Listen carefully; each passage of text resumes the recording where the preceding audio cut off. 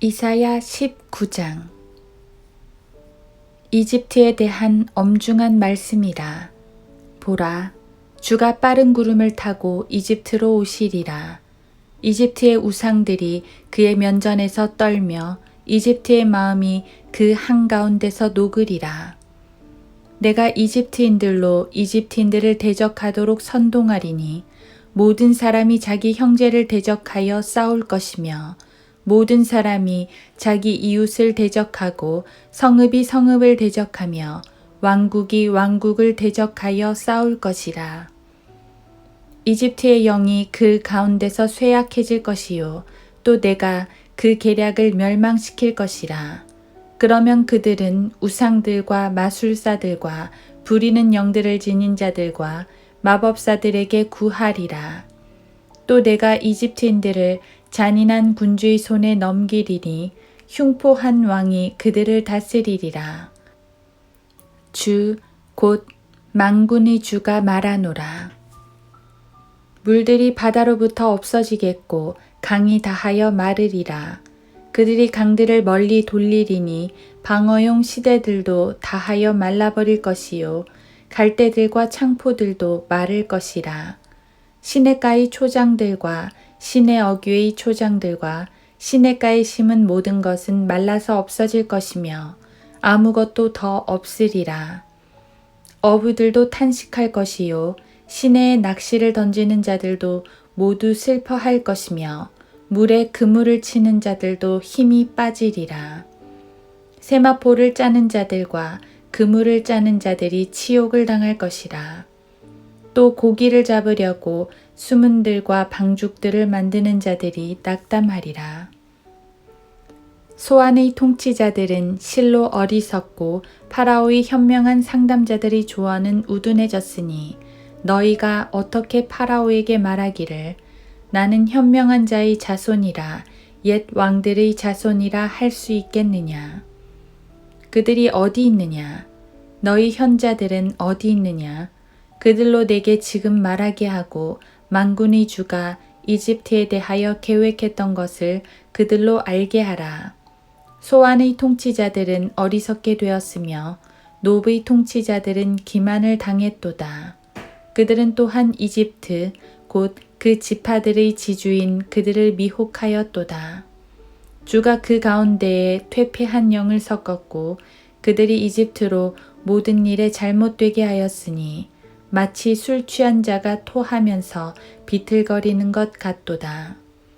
이집트를 위해서는 머리나 꼬리나 가지나 줄기가 할 일이 없을 것이로다.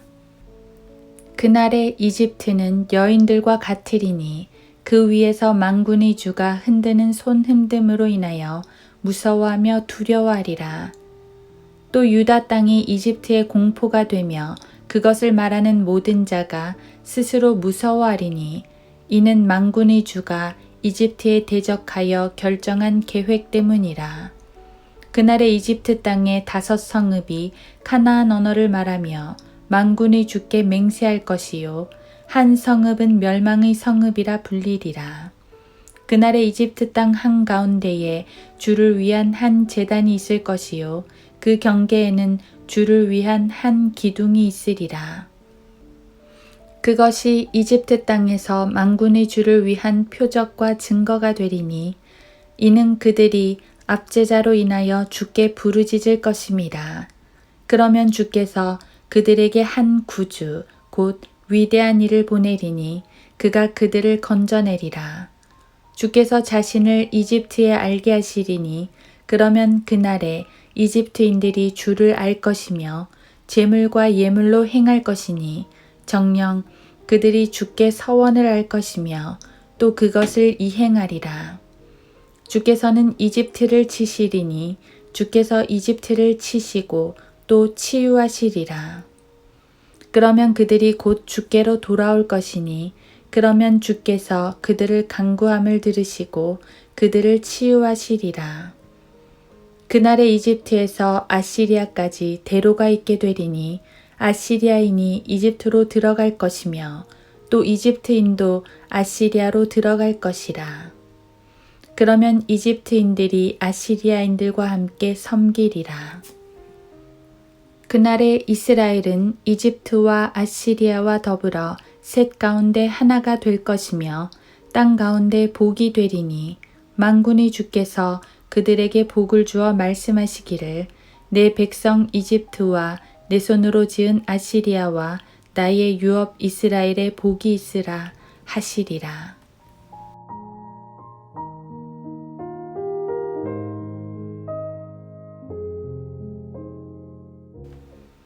하루 한 장 이사야 19장. 주께서는 이집트를 치시리니 주께서 이집트를 치시고 또 치유하시리라. 그러면 그들이 곧 주께로 돌아올 것이니 그러면 주께서 그들의 간구함을 들으시고 그들을 치유하시리라. 이사야 19장 22절. 좀 어려운 본문입니다. 이사야 19장은 이집트에 대한 심판을 예언하는데 뒷부분에서는 이집트를 용서하시고 회복시키시는 내용입니다. 앞부분의 책망 예언은 이집트가 아시리아에게 정복당할 때의 모습입니다. 아시리아는 잔인하고 흉포한 제국으로서 이 예언대로 이집트를 공포에 떨게 했습니다. 하지만 17절은 유다 땅이 이집트에게 공포가 된다고 하십니다. 이게 무슨 말일까요? 출애굽 상황에서 딱 한 번 이스라엘이 이집트에게 공포가 된 적은 있지만 이사야 말씀은 미래에 대한 예언입니다. 그 후로 이집트가 이스라엘을 무서워한 적은 없습니다. 한편으로 현대 이스라엘의 독립전쟁 때 이집트가 이스라엘에게 크게 패했기 때문에 그것을 말하는 것으로 보기도 하지만 문제는 21절 이하입니다. 여기서는 이집트가 하나님을 섬길 것이라고 하십니다. 22절에서는 하나님께서 이집트를 치유하실 것이라고까지 하십니다. 이런 일은 역사적으로 한 번도 성취된 적이 없습니다. 그래서 이 예언은 우리 주 예수님이 재림하셔서 온 땅을 다스리시는 천년왕국 때에 이루어질 것입니다. 하지만 우린 지금 이 말씀을 영적인 견지에서 바라봅니다. 그렇게 악한 이집트를 치유하시는 하나님의 그 마음을 살펴보기 원합니다. 비록 이집트가 이스라엘을 괴롭혔고 그래서 심판을 받았지만 하나님께서는 그들을 회복시켜 주신답니다. 예표적으로 말하면 이집트는 세상을 상징합니다. 세상은 항상 하나님과 그분의 성도들을 대적하는 존재이지요. 출애굽 상황에서 보면 하나님의 백성을 압제하는 세력이었습니다. 그래서 하나님께서는 세상을 심판하신다고 하십니다.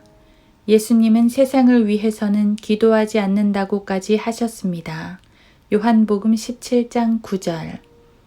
하지만 동시에 하나님은 세상을 사랑하셨습니다. 요한복음 3장 16절. 세상 사람들을 사랑하셨다는 말입니다. 죄인들을 사랑하셨다는 말이지요. 주님은 죄인이 멸망하는 것을 사랑하는 사람이 죽는 것만큼 아파하셨습니다. 그래서 죄인들을 대신하여 죽으셨습니다. 거기엔 당연히 우리도 포함됩니다. 모든 죄인들은 본질적으로 주님의 것입니다. 하나님의 피조물이기 때문입니다. 하지만 마귀가 인류를 죄 가운데 집어넣고 그들을 다스립니다. 하나님은 자신의 백성을 찾으셔야 합니다. 그래서 죽으셨습니다. 죄인을 찾기 위해서 자신을 버리셨습니다. 십자가는 죄인들을 구원하는 유일한 통로입니다. 예수 그리스도가 유일한 길이시기 때문입니다. 요한복음 14장 6절. 예수님은 죄인들을 찾으러 오셨다고 하셨습니다. 누가복음 19장 10절.